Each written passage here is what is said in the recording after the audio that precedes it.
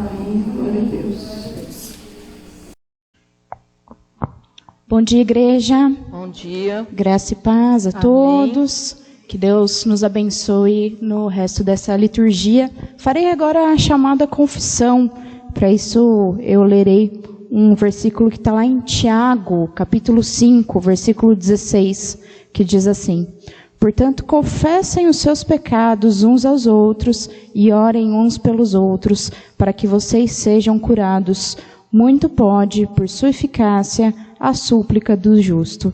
Faremos agora um momento em que nós nos lembraremos daquilo que desagradou o coração do Senhor, confessaremos em oração silenciosa e após eu quebrarei o silêncio com a oração de confissão.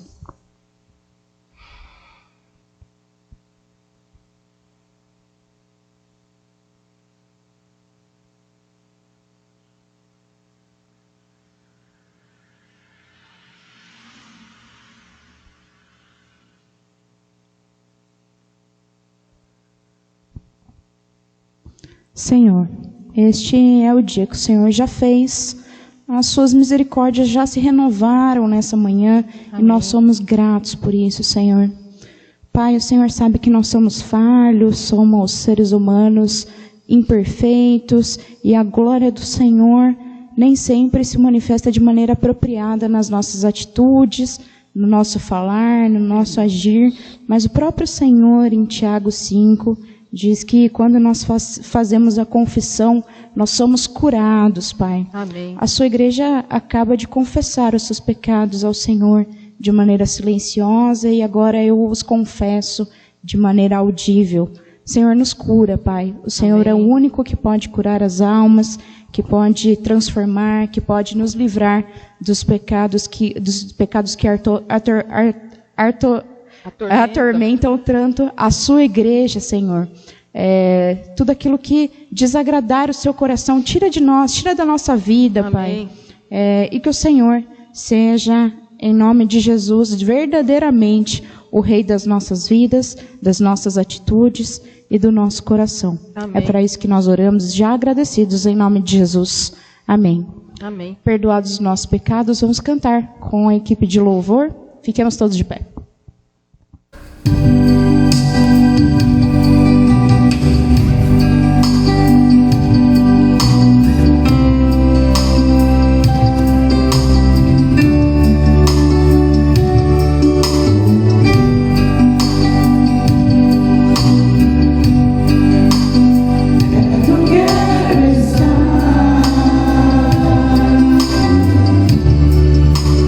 Junto aos teus pés.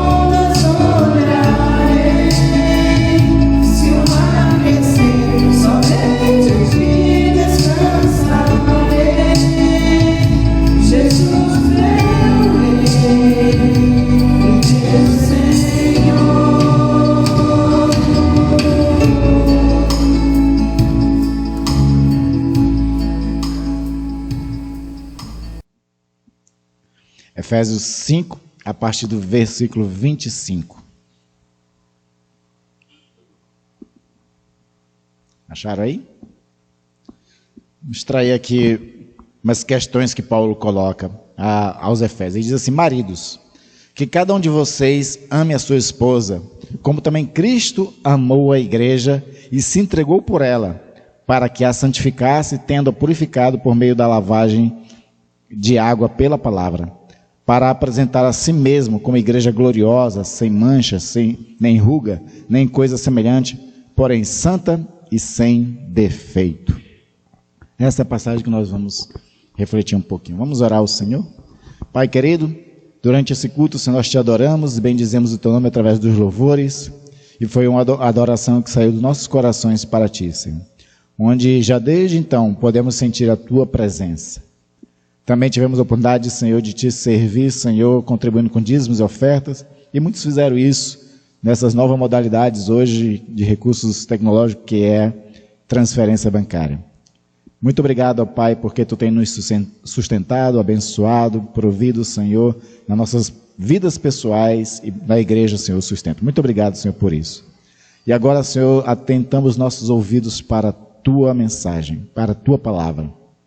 E pedimos que o próprio Espírito fale aos nossos corações e nos dê o entendimento que o próprio Senhor quer que tenhamos. Assim oramos em nome de Jesus. Amém.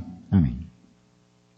Nessa passagem, que é uma passagem que Paulo está se referindo aos casais, porque Efésios ele é dividido em duas partes, né? Do capítulo 1 ao capítulo 3, Paulo trata de muitas questões doutrinárias, teológicas. O capítulo 1 já vai falar sobre a questão da eleição eterna, todas aquelas coisas. No capítulo 4 em diante, ele parte para questões mais práticas. E no capítulo 5 tem essa parte aqui que Paulo vai tratar das questões do lar cristão, da família, e essas coisas todas. Só que no meio dessas recomendações sobre a prática cristã, no seio da família, ele aborda uma questão muito importante, que é a relação de Cristo com a igreja. E ele, assim, exorta os maridos a ter uma atitude com as suas esposas, assim como Jesus tem certas atitudes para com a igreja. Então, no versículo 25 diz assim: como também Cristo amou a igreja e se entregou por ela. Essa é uma afirmação muito poderosa.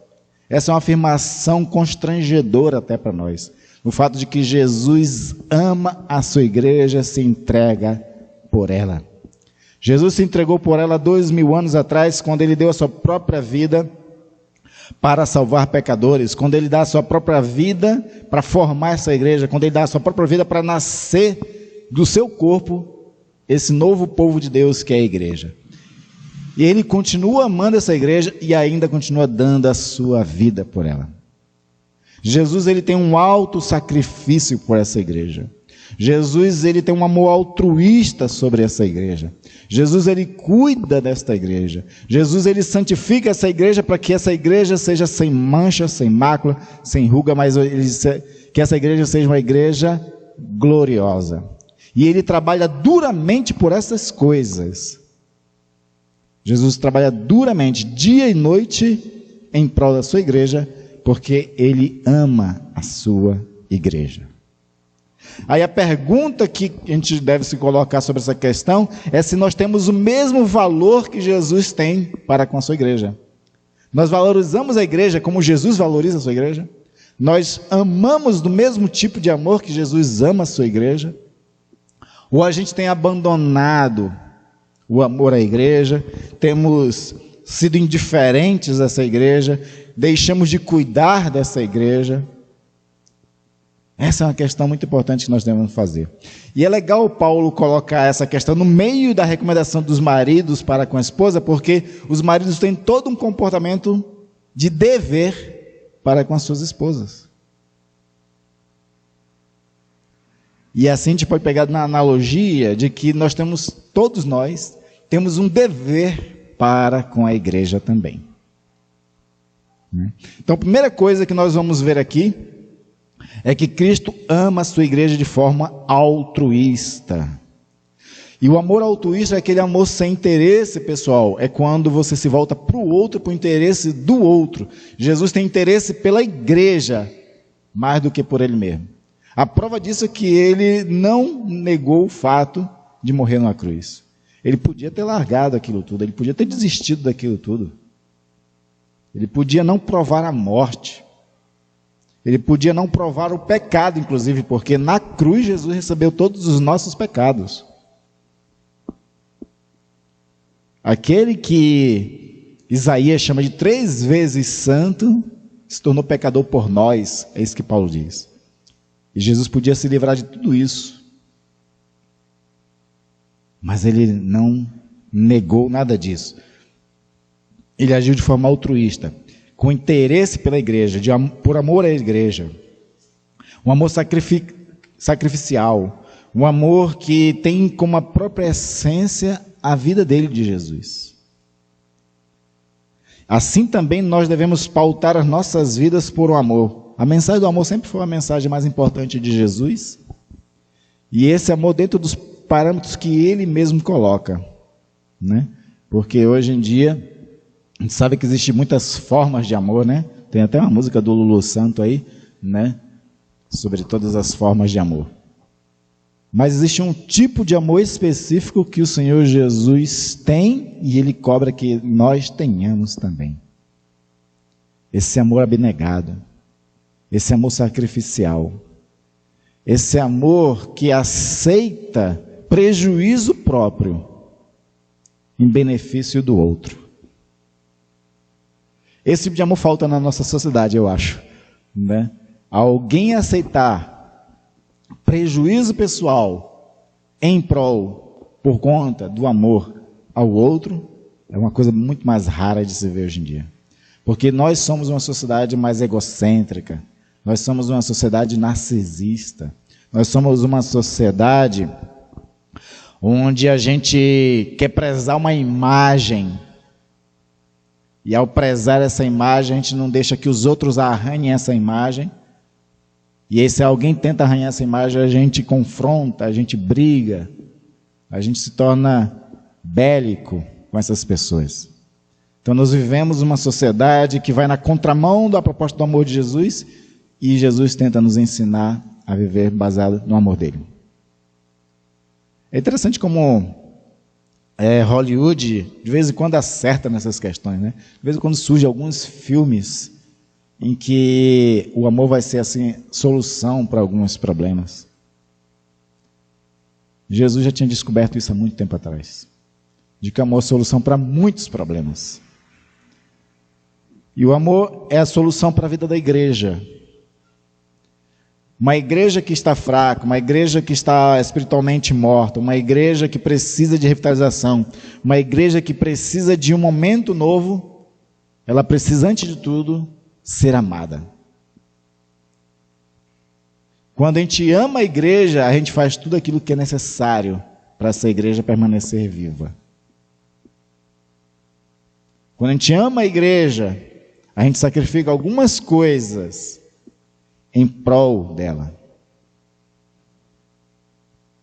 E é uma outra característica desse amor de Jesus, é que a gente sabe que as pessoas não são perfeitas.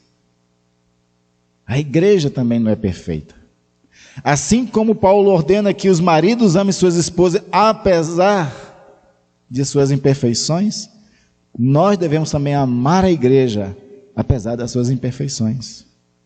Todo mundo conhece aquela história, né? De uma pessoa que ficava pulando de igreja em igreja, até procurar uma igreja boa para ele, né? Aí até que alguém disse, olha, quando você encontrar a igreja perfeita, por favor, não entre nela, porque você vai estragá-la. Todo mundo conhece essa história, porque de fato,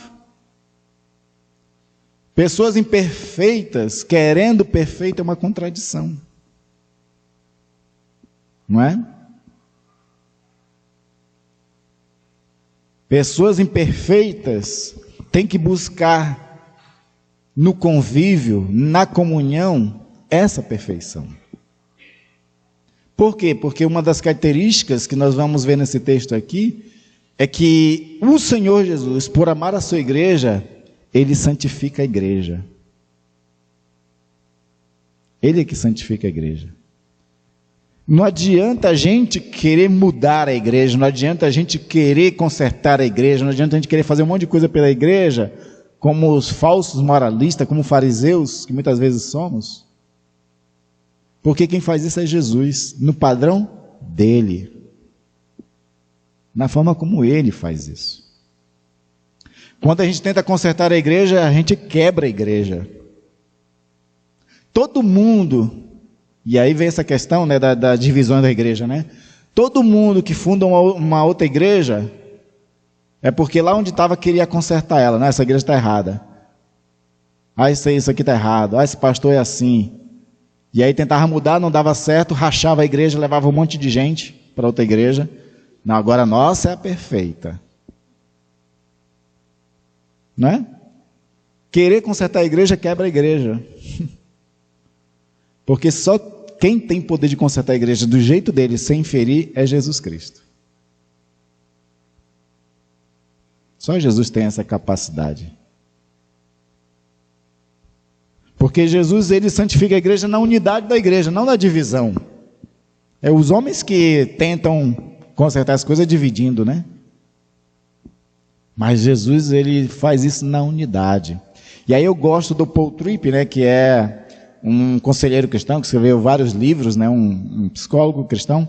Ele coloca essa ideia assim de que todos nós somos instrumentos na mão do Redentor para abençoar outras vidas.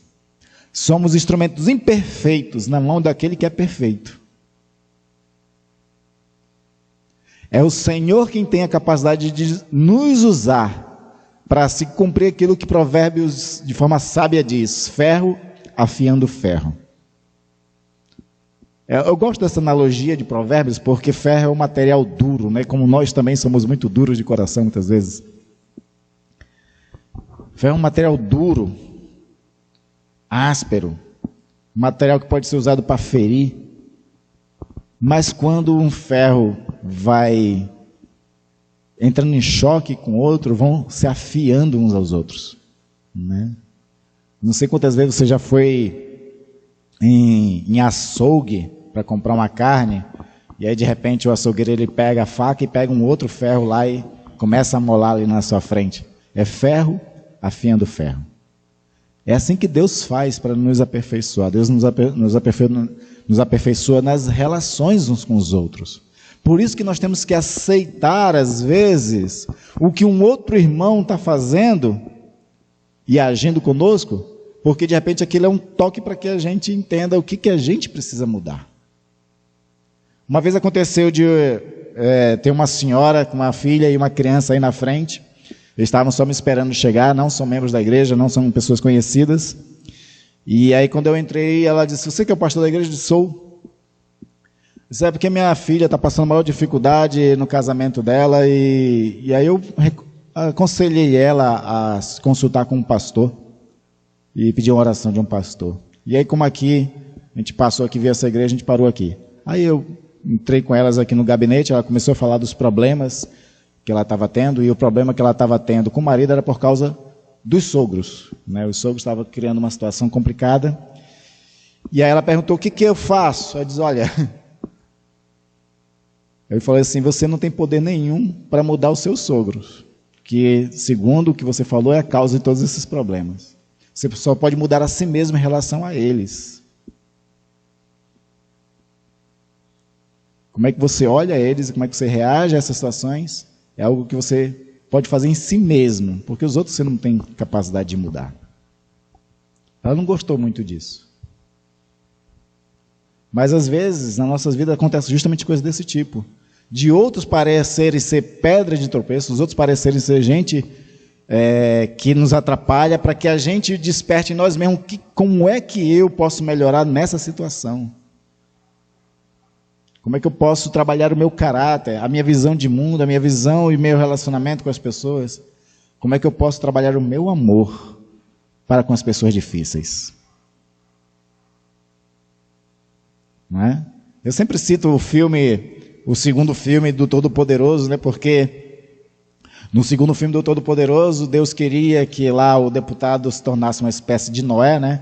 Fazendo aquela arca. E aí, ao fazer a arca, a mulher dele começa a achar que ele está doido. E aí ela pega os filhos, vai embora, ela vai passar um tempo na casa da mãe. E aí, no meio dessa viagem, ela para num restaurante ali com os filhos para comer, e aí encontra Deus, né? Que é o Morgan Freeman, né? Tanto no primeiro como no segundo filme é o Morgan Freeman que representa Deus, né? E aí ele começa a conversar, e aí ele fala uma coisa interessante, né? Você ama seu marido? Sim, mas ele está nessa situação toda aí, parecendo...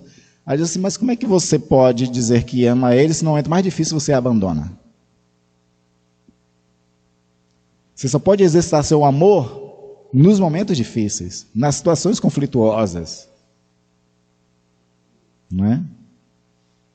É muito fácil ser marinheiro com águas calmas, mas o bom marinheiro só se faz com águas turvas, turbulentas, com tempestades.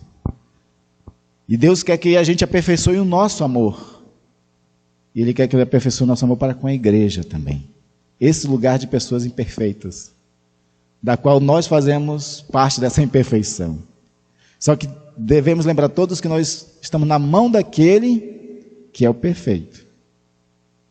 E que pode santificar. Porque é isso que Paulo está dizendo aqui. Né? No versículo 26, para que a santificasse, tendo-a purificado por meio da lavagem da água pela palavra. O Senhor é quem santifica a igreja, o Senhor é quem purifica a igreja. Ele fez isso com a sua morte e ressurreição, mas Ele faz isso cada dia com a sua palavra também. Por isso que os nossos confrontos, por isso que as nossas dificuldades, qualquer situação que nós como igreja vivemos, a gente tem que recorrer à palavra, para ela dizer como nós devemos ser, fazer, se comportar e assim poder exercitar o nosso amor para uns com os outros. É assim que deve funcionar. É difícil, tem pessoas muito difíceis na igreja, tem sim. Mas essas pessoas, elas cobram de nós que a gente aperfeiçoe o nosso amor para com elas. É interessante quando João diz na sua epístola, né, que o amor lança fora todo medo, mas ele fala daqueles que não estão aperfeiçoados no amor. Muitos de nós ainda estamos nessa trilha, né, de aperfeiçoamento do amor. Aperfeiçoar o nosso amor de um para com os outros. Então, Jesus, ele, ao amar a igreja de forma altruísta, mesmo com as suas imperfeições, ele se dedica a ela, cuida dela e trabalha na santificação dela. Mas o amor de Cristo também é um amor generoso e sustentador. Quer ver? Agora você vai lá para o versículo 28 ao 31, onde ele vai continuar dizendo o seguinte: assim também o marido deve amar a sua esposa como ama o próprio corpo. Quem ama a esposa ama a si mesmo, porque ninguém jamais odiou o seu próprio corpo. Ao contrário, o alimenta e cuida dele, como também Cristo faz com a igreja, porque somos membros do seu corpo. Eis porque o homem deixará o seu pai e sua mãe e se unirá à sua mulher, tornando-se os dois uma só carne. Grande este mistério, mas eu me refiro a Cristo e à igreja. Não é? Paulo, ele discorre aqui sobre a relação marido e mulher, para falar qual é a verdadeira relação, do verdadeiro mistério entre Cristo e a igreja. Ele diz que assim o marido deve amar a esposa como seu próprio corpo. Nós lemos no começo desse culto que nós somos o corpo de Cristo e que um não deve desprezar o outro. Quando a gente despreza o outro, a gente está desprezando a si mesmo. Porque assim como o marido e a esposa viram uma só carne, baseado lá em Gênesis capítulo 2, né? Assim como o marido e a mulher viram uma só carne, também nós somos uma só carne no corpo de Cristo Jesus. Odiar a igreja é odiar nós mesmos. Descuidar-se da igreja é descuidar-se de si mesmo. Não alimentar a igreja é não alimentar a si mesmo. Tem muitas pessoas que reclamam da igreja e são justamente aquelas pessoas que reclamam da igreja que menos faz por ela, pela igreja. Já prestaram atenção nisso? Os que mais reclamam é o que menos fazem por ela. Como é que ele espera que ela seja melhor se ele não contribui? Como você espera que seu corpo tenha saúde se você não cuida do seu corpo? Como você espera ter força e energia se você não se alimenta bem? Como você espera ter saúde se você faz tudo errado? Assim é a igreja. Esse que é o mistério. Então, quando ele fala sobre essa relação do marido e mulher, ele está querendo dizer grande esse mistério, e eu me refiro a Cristo e a igreja. E é nessa relação que nós temos que aprender como maridos devem para com suas esposas, assim nós devemos para com a igreja, ou seja, cuidar, alimentar, né, ser generosos com ela, sustentar essa igreja para que ela permaneça viva, para que ela tenha saúde, para que ela tenha crescimento. Nós é que devemos fazer isso. Nós temos que buscar o Espírito Santo, buscar em oração de Deus, direção, temos que buscar avivamento da parte de Deus, mas isso em parceria com o fazer, com o cuidar, com o trabalhar. Essa ideia de que a gente basta orar para vir um avivamento do alto, ela está errada. Não é só orando, é trabalhando, porque o verdadeiro avivamento é justamente a ação da igreja no mundo. Quando a gente começa a agir, começa a trabalhar, começa a fazer coisa, a gente vai vendo a igreja parece mais viva, né? Essa é a característica da igreja avivada. Porque quanto mais faz, mais o Senhor derrama bênção. Quanto menos faz, menos bênção. A lógica, a matemática é bem fácil de entender. Aquele que mais trabalhou da parábola dos talentos foi o que mais recebeu. O que menos trabalhou perdeu o que tinha. E Jesus disse: a quem mais faz, mais se dará. E ao que não faz, até o que lhe tem, lhe será tirado. Quanto mais usamos nossos dons espirituais, mais dons o Senhor nos acrescenta. Quanto menos usamos, até o que tínhamos o Senhor tira. E nós precisamos de uma igreja cheia de dons espirituais, para fazer a obra do Senhor na força e no poder do Senhor. Porque quando a gente usa os dons, é Deus agindo. É o Espírito Santo agindo. Como Paulo diz em Efésios 2, o poder de Deus operando através de mim. Nós somos só instrumentos. Não é um pastor que vai fazer a diferença, é o Espírito Santo que faz a diferença. Mas quando a gente começa a agir, quando a gente começa a fazer aquilo que o Senhor espera de cada um de nós. E assim, nós então temos essa obrigação para com a igreja, uma igreja que a gente ama, de ser generoso, sustentador dessa igreja, em todas as áreas. Quando a gente fala de sustento, a gente pensa principalmente financeiro, né? Também, mas sustento quer dizer mão de obra. Não é? Nós precisamos de mão de obra, por isso que Jesus recomenda: mande trabalhadores para a sua seara. É interessante que Jesus não disse: orem para que tenha mais recurso financeiro na igreja, orem para ganhar, né, dízimos altos na igreja. Não, orem por mais trabalhadores. Então a gente precisa de mão de obra. O sustento da igreja é a mão de obra. São pessoas envolvidas nos vários departamentos da igreja, nas várias ações da igreja. A igreja tem muitas demandas, mas poucos são os trabalhadores. E nós precisamos de mais trabalhadores. E aí Paulo termina com essa ideia de que o amor de Cristo é um mistério. É um mistério porque é um amor incondicional. É um amor que não coloca condições. Totalmente diferente de nós, que colocamos condições para pertencer a um lugar, pertencer a uma igreja ou contribuir nesse lugar. Se a gente não receber algo em troca, a gente não quer, não é? Cooperar. A gente não quer ajudar. A gente não quer fazer nada. Quando a gente faz alguma coisa em troca, já não é o amor incondicional igual ao de Jesus Cristo. Quando a gente faz alguma coisa esperando reconhecimento, tapinha nas costas ou qualquer outro tipo de regalia, não é amor incondicional.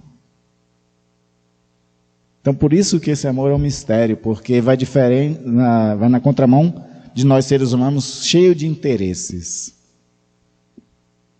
A gente tem que aprender a servir ao Senhor, cuidar da igreja do Senhor com amor incondicional, sem precisar colocar condições para servir, mas puramente porque ama a igreja do Senhor.